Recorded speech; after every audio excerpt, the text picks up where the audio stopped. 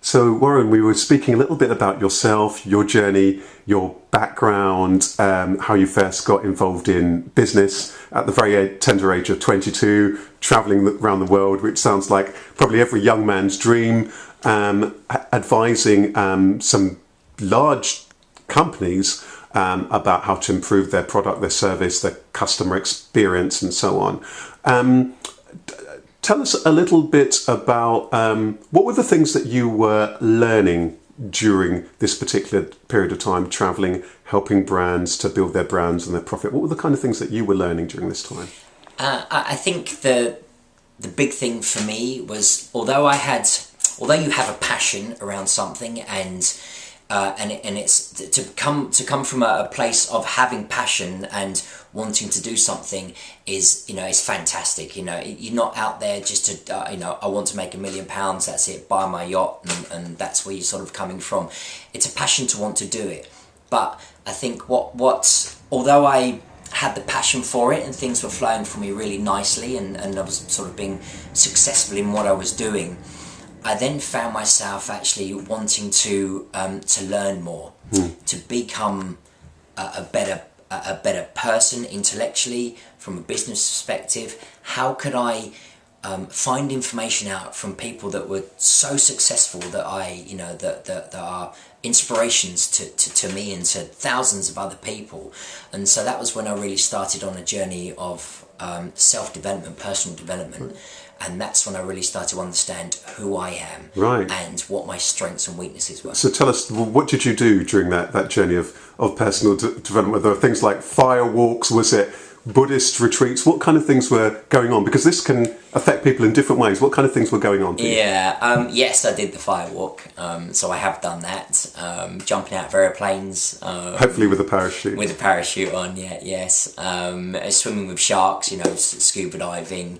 Just things that other worlds that, although we are here and we take on our daily lives, what is up in the sky? What is that view that we see from the plane? How would it feel if I was actually go from the plane to the ground? How would that make me feel inside? And we go swimming in the sea, but what's actually below the sea? So that's where I started doing the scuba diving and the skydiving, and I think as well, when I got to sort of 30, you just sort of stretch out a little bit more, and you want more from life. Yeah, and so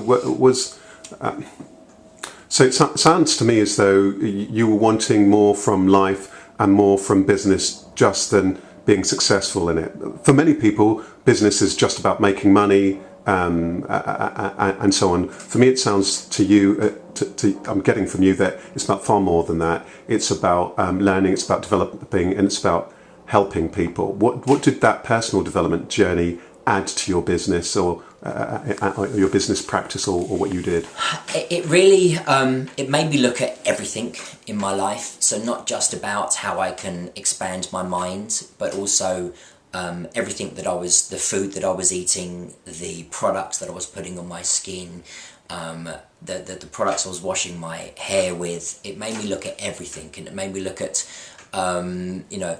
how in life we accept things that are given to us. So okay, I'll just go and buy that off the shelf because the advertisement said that was a good product to buy. And when you actually start looking at the ingredients, and then you start doing a little bit of homework around those ingredients and how certain ingredients put with other ingredients can actually have an effect. Right, and I understand that one of your businesses, My Lifestyle Agent, is this what this business is largely about? Is that? That's right, yeah. Lifestyleagent.com is about looking at the 12 areas of your life, and then giving you expert advice, information, tools, and facilitating the process of being able to, if you want to try and find something that's going to enhance your lifestyle, then we'll have somebody talking about that so that you get the information from an expert, and then we have the facility for you to be able to go and buy that product if you want to. Right, okay. And tell us a little bit about how did today, lots of people who will know you as a mentor, as a social commerce expert. Tell us, first of all, a little bit about what you mean by social commerce, and tell us a little bit about how you got involved in that work specifically. Social commerce is about how you can use social media to drive traffic to your e-commerce platform. So when we say social media, we're talking about what, things like YouTube, Twitter, and all. That's correct. All Yeah, this things like how you engage on Facebook. So you have your friends got a party going on, so you put up a party, you set up a like page on Facebook, and you invite your friends into it so that everybody knows when the party is, and you know how many friends are coming.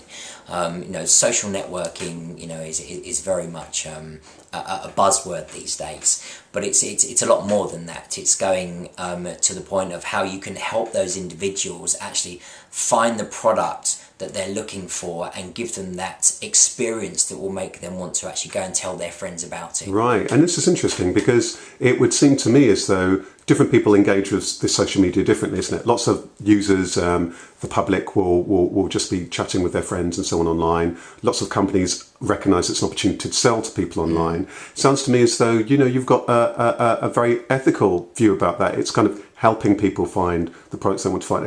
Is that a very deliberate decision on your part? Because I'd imagine that's not how everybody in business engages with social networking. No, it isn't. I mean, obviously, I sort of really got involved in social media about 4 years ago through a very sort of personal experience and a cause that I was involved in.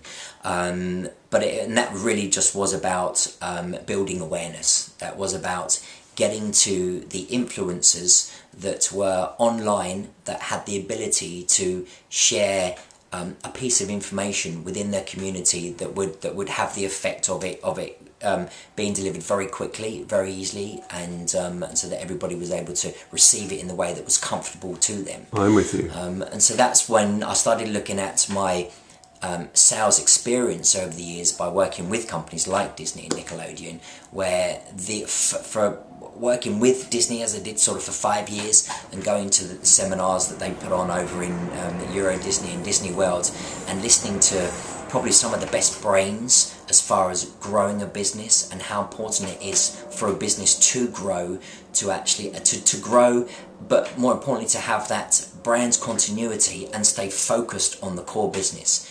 Disney is all about family movies.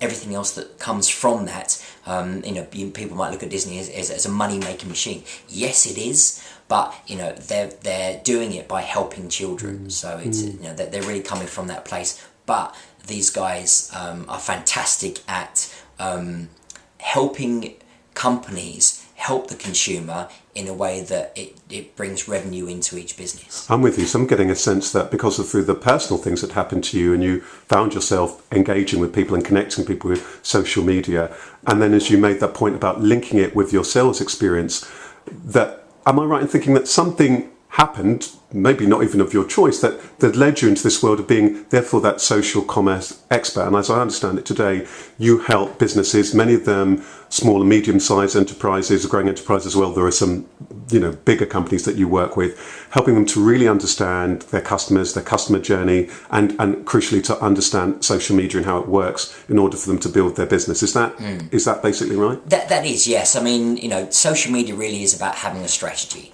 And I think a lot of whatever size business you are, that's where a lot of companies fail, is about not having the right strategy for your target audience and understanding the different platforms around social networking and how they can work for you, for your business. Right.